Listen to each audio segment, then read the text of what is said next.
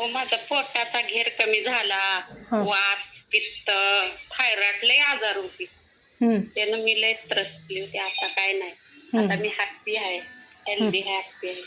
हां हां थायरॉइड कमी झालं? कमी झालं नाही. लय माझं ही अंग लय दुखायचं, हां. सुजायचं अंग अरे वा, पूर्णपणे सुजत. चांगला रिझल्ट आला. चांगला रिझल्ट आहे. Thank you madam. अरे वा, आणि लय अंग सुजायचं, लय म्हणजे असं जड अंग व्हायचं, काम करू वाटायचं नाही, आळस यायचा.